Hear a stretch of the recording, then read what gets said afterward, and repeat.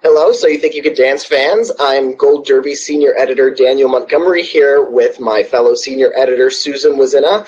We are here to talk about the top 8 perform night on So You Think You Could Dance, at the end of which the top 8 became the top 6.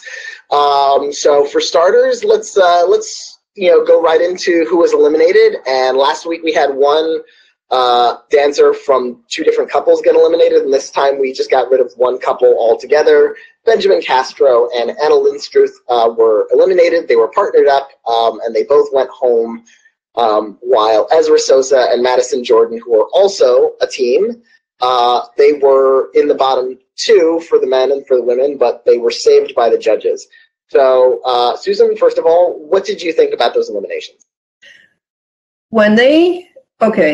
So Benjamin and Anna got a Tahitian number. That is the kiss of death, because it just, unless you're a Tahitian, it really doesn't look right. And that's true, like with Bollywood. I mean, it just looks like, white people trying to be other people. And I guess sometimes I remember maybe once or twice Bollywood worked out. They don't even attempt that anymore, but this just kind of rubbed me the wrong way. And the costumes were stupid. They're all this red straw sticking. I mean, I just thought that was a kiss of death for them, because it's so corny, Yeah, even when there's authenticity from the choreographer and the choreography, it does feel costumey when you put it on these dancers who are not of that culture and of that dance style.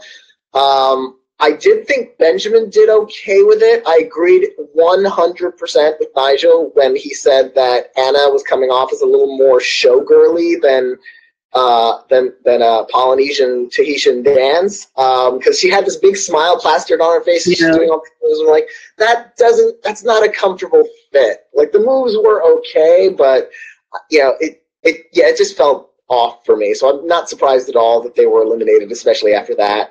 I kind of figured they would be the 2 going home. And when we found out that Madison was in the bottom 2 for the women, which I was not expecting, I thought Sophie would probably be the other one in the bottom 2. But I knew the judges would save Madison over Anna. So I figured Anna was toast. But I can't think of who else I would have gotten rid of from the people around. Like, I think it might have been the right call. Yeah. No, I kind of knew. Maybe even last week. But then, I Madison and it was Madison. Ezra's her partner. Yeah. That space number, another trap. It just, when you're coming down from the sky and that's your big move, that's not you. That's the person who had to set you up and pull you down. So. And I think it was charming when Ezra admitted to being afraid of heights afterwards.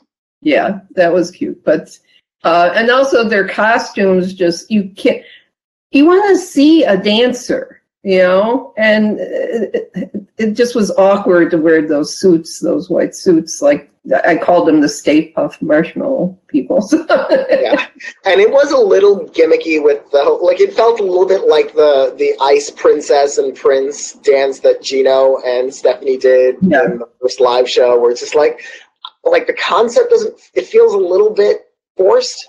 And in this case, I thought Madison, this was the moment I was waiting for. It's like, okay, you keep giving Madison a contemporary dancer, contemporary and jazz dances. I want to see you push her. And they pushed her with hip hop. And so I was glad they did that.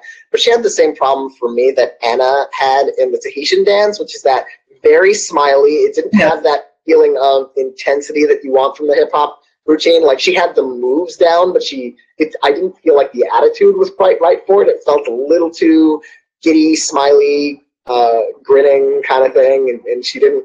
It wasn't like there was none of the stank that the judges always. There was in these astronauts, Yeah.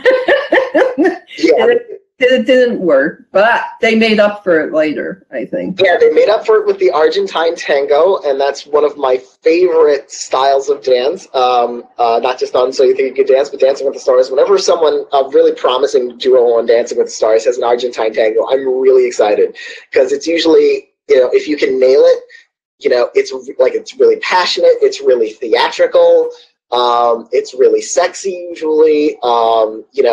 The female partner can have these sweeping, intense, like swift leg movements that look really good with the right female dancer. And in this case, Madison Jordan has like a really great like extensions of her legs, and it was so good compared to that first one, certainly. Yeah, and then the other routine that didn't quite work out is the Moulin Rouge one that Mariah and Bailey did, and he couldn't turn. She's not even that big, but he's small. He's 5. Yeah, he's like the smallest dancer in the competition, male or female. Right, and so to have to take a body and turn it around, it was like it felt like it was in slow motion, not to the music, And she was fine, but if they're not both in sync, then it's not going to really be as good as it could be. Yeah, it was the first time he's ever looked uncomfortable. And so I give him credit for the effort and for, because there was a lot of good in that dance, but the parts that stuck out really stuck out. And so, I do think the judges, because the judges have loved these two for so long, I thought they should have been a little bit tougher on them for that, just because they were, they're such judges' pets at this point that the judges really, really were heavy on giving them the benefit of the doubt, which I understand because I love them too, and I didn't think the style, with their size difference, was really easy for either of them to manage with. But they've criticized better performances more harshly. Yes. So I think they should have gotten a little bit more criticism for that, even though I love them too. Yeah. And, the solos always are kind of like, they just get going and then they end them. They're so quick. Feels like you're almost like liking it, and then they play the stupid music. Just when it gets into it, like really gets into the moment, then it's like, oh, it's over. And so most of them didn't really make a hugely strong impression on me. There were a few that I remembered. I did see in your item about the routines, Benjamin Castro's costume you didn't like. I actually really liked that costume and the song choice because it was really distinctive and really like energetic and intense. And so since the solos are so short, like you really have to get into it right away. And I thought you liked the costume? I did. I thought it was really offbeat. No. Only Yul Brynner can get away with that. It just too much chess going on this season too, and then. Well, yeah, everyone pretty much went shirtless practically. What? Except for Bailey, I think everyone went shirtless at least once. Yeah. On Monday night, the best solo I think was Bailey's. He definitely made up for.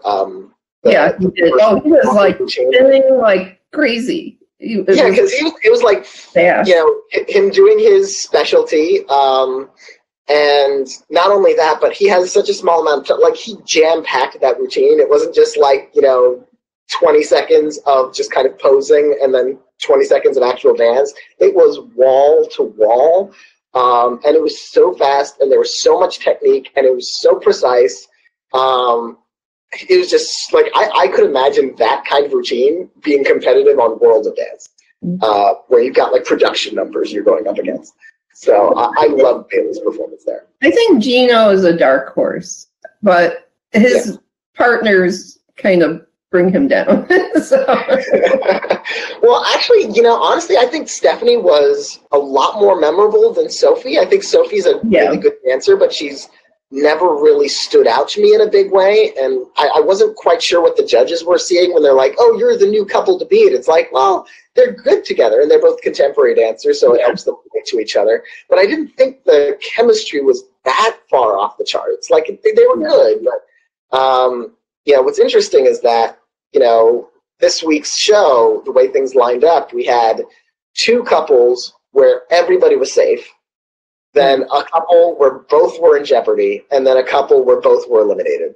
So now going into next week, we've got the last 2 eliminations before the final 4. Is it just going to be a foregone conclusion that Ezra and Madison are going to be the 2 to go, and that the other 4 who have never been in danger are just going to go straight through to the finals? So that would be Bailey, Mariah, Sophie, and Gino, who have never been in the bottom 4.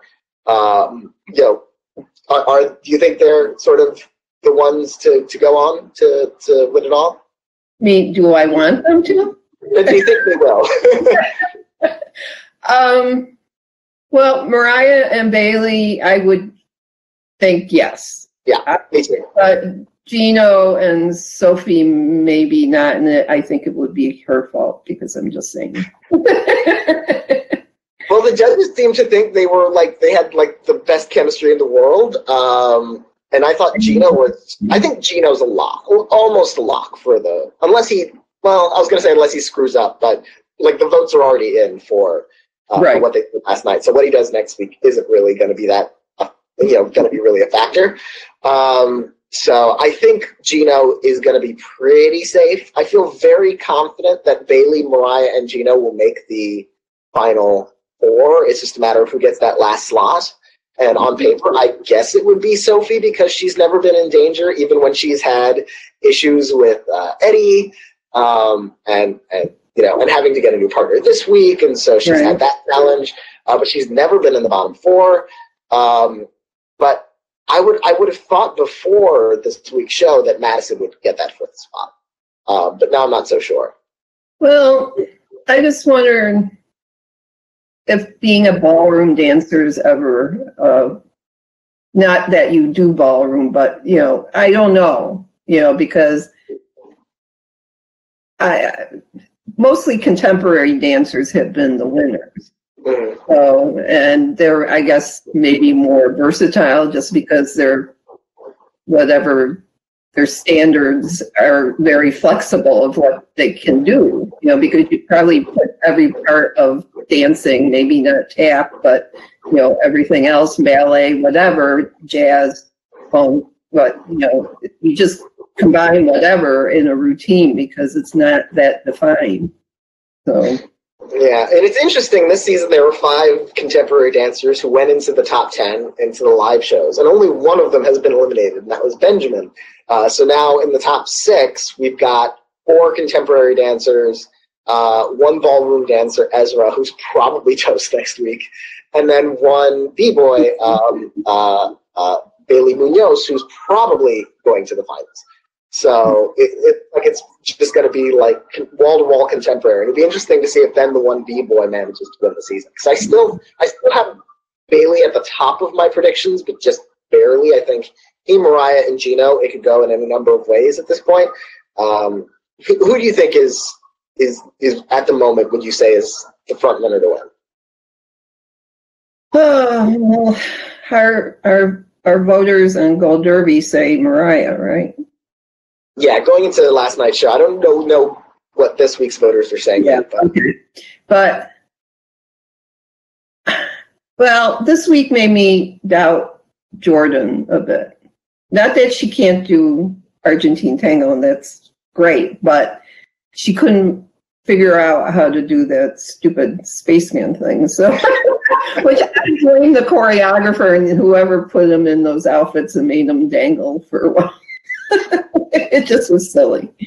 So yeah, and then at the end of the night, I had and I keep talking. There are so many contemporary dancers, and contemporary dancers get so much contemporary dance after they gave her those 2 sort of really out of her comfort zone routines, hip hop and Argentine tango. Then you had the group routine, which was entirely contemporary dancers being choreographed in a contemporary routine by a contemporary choreographer. And it's just why are you making it so easy for these people? Give them a bigger challenge. And then right after that, the other group routine was a b-boy, a ballroom guy, a contemporary person, and the hip-hop Anna.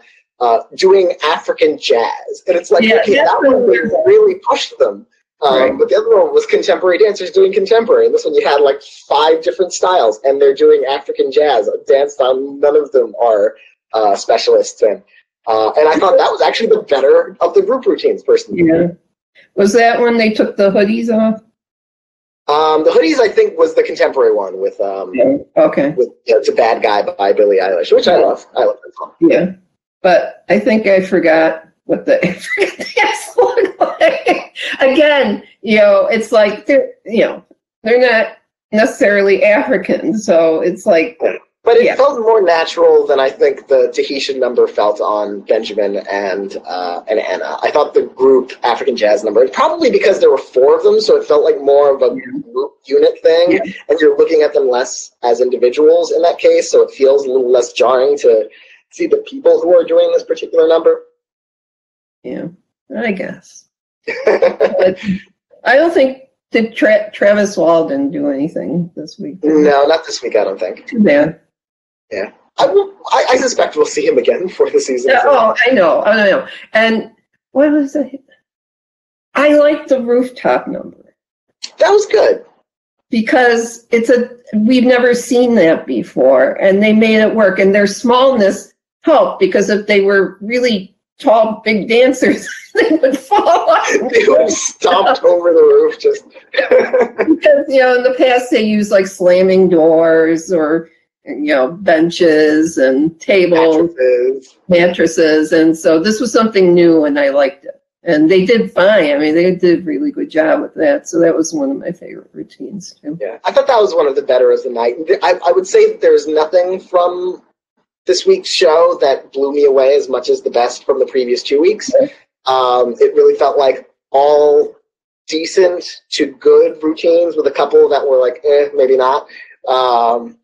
But yeah, there was nothing, and I don't know if it's the choreography of the dancers. I suspect it's the choreography, maybe. Not to take anything away from the choreographers, because really incredibly intense and sophisticated routines. But they didn't kind of bring out the dancers' kind of personalities or emotions in the way that usually makes for the most show-stopping kinds of numbers, like the jive that Gino really broke out with, and. The hip-hop number with the split twerk for Mariah, which I still is like the most memorable move of the entire season for me. Yeah. But, this week, it was just too much and too little. It's like, I don't know if anybody else got surprised by the 2-hour episode. Oh yeah, I was multitasking at Gold Derby, covering both the So You Think You Could Dance and the VMAs. So I thought it was going to be another hour show, and then I was like, oh no, it's starting now. So I got into So You Think You Could Dance just in time to watch the whole show. Yeah. Well, this season so far, it's been hit or miss for me. I mean, I'm not saying I don't like some of the dancers, and I do like Madison a lot, but she disappointed me in that spacesuit. I'm sorry. She should have just put the visor down. Yeah, she didn't commit to the funk. She couldn't get fun. She's drama.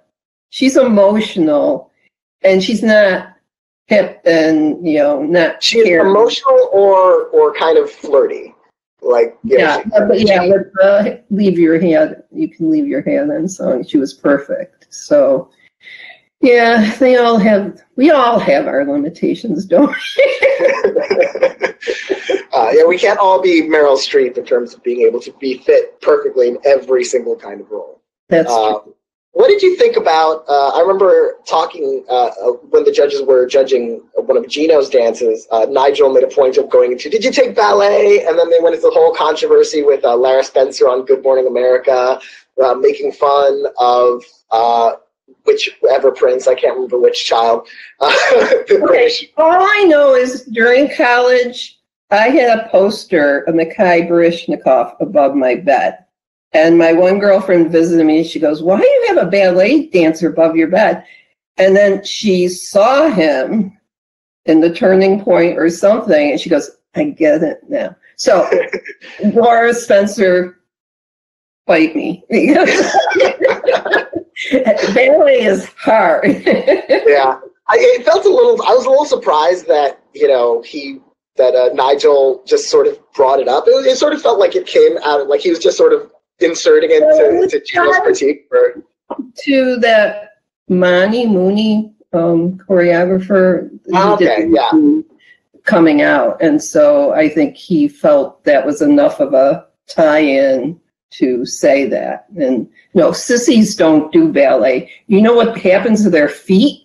They rock. Oh, I cannot imagine. Like I'm just thinking of point shoes and like spending all that time literally on your toes. Like being a ballet dancer is hazardous to your health. Yeah. Yes. So no, it's not an easy thing to do. It's not a sissy thing to do. It's something very, as much as football players are all, supposed to be all macho. I mean, I'd like to see them try to be on their toes and do all those leaps. No, interestingly, it's true. Like covering Dancing with the Stars coming up soon. Like football players are unusually successful on Dancing with the Stars, and a lot of times football players will train in ballet, so they have the agility to play the game, to kind of dodge and so they have a more elegant ease of movement. I'm not a football guy, so I will mess up football on the sports field. So we see that the elegance translates from something that's less stereotypically masculine to something that is entirely stereotypically masculine. So I do think Lara Spencer did probably put her foot in it, especially with seeing all these guys on So You Think You Can Dance, these male dancers who are incredibly strong. Yeah. and I'm almost surprised that the controversy even happened, because I feel like with shows like So You Think You Can Dance, the idea that dance is for girls in a way, like it feels almost like, does anybody think that anymore? Is that even a cliche or a stereotype anymore? But it feels very very natural for these men to be dancing with the same level of grace and agility and strength and vigor as the women do. So right. No, it was a stupid thing and a backwards notion, and she should have just moved on with that thought and not said it out loud. So I think she's apologized for it. I think they've done segments on haven't followed too closely. So I think she won't be like totally canceled by the internet. Like she'll maybe go on brief hiatus, and then it's like, okay, you atoned. Yeah. No, I don't watch any of the morning shows because usually I'm writing something about shows like So You Can Dance at that hour. But no, I don't even know who the hosts are most of the time these days of the show. So I just know Matt Lauer has long gone. Yes, for entirely different reasons. Right. Anyway, with that, that was the top 8 episode of So You Think You Can Dance. We're going to go into the top 6 episode next Monday, September 2nd, I believe. And then we'll be right back here talking with you about who the final 4 are and who we think will win the entire show. So until then, you can go to goldderby.com and make your predictions for next week's episode of So You Think You Can Dance. Predict who the male dancer will be who the male dancer to be eliminated will be, and who the female dancer to be eliminated will be. Until then, we will see you soon.